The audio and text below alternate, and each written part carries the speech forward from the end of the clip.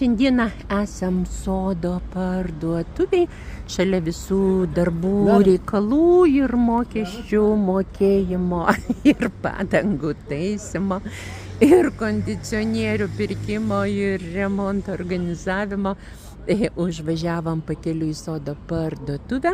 Sodo Dzeusas atidarė stebuklingus vartelius. Ir kaip visą laiką reikia truputėlį atnaujinti sodą. Kaktusų neperku, nes šiaip negalima spygliuotų dalykų sodinti, ypatingai prie įėjimo.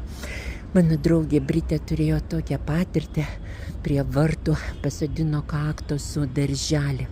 Ir svečiai, išeidami po vakarėlio girti, įkrito į kaktusų sodą ir viena moteris prisirinko labai daug spyglių. Pasirinkimas nepasakyčiau, kad labai didelis, štai ten yra baziliko rūšis, čia yra arabinis jazminaitis, kai kurių augalų net nežinau pavadinimo, oleandrai keli. Oleandrų nenoriu turėti viloj, nes jie yra nuodingi. Čia yra egiptietiškos rožės. Dabar gražiai žydi, jos labai skaniai kvepia, išgyvena didžiulį karštį. Pas mus vilai yra rožės, bet jos tokios baltos ir kreminės.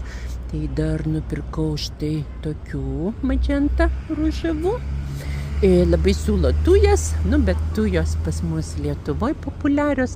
Dar reikės galbūt atsodinti porą hibiskusų. Ir šiandieną priimsim sprendimą, ką daryti su frangipaniais. 15 metų terasai auga frangipaniai, baltieji jostrai, bet jie paskutiniais metais visiškai nebekrauna žiedų. Greičiausiai šaknis atsiremia į akmenį, į sūrų smėlį. Ir šiandien reikės priimti sprendimą, ar mes juos iškasam ir sodinam naujus, ar dar bandom kažkaip tai gaivinti. Jau čia bananas, bananmedis.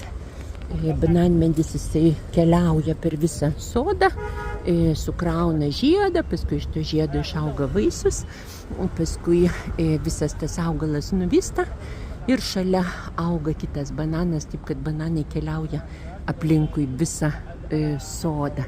Štai čia juka.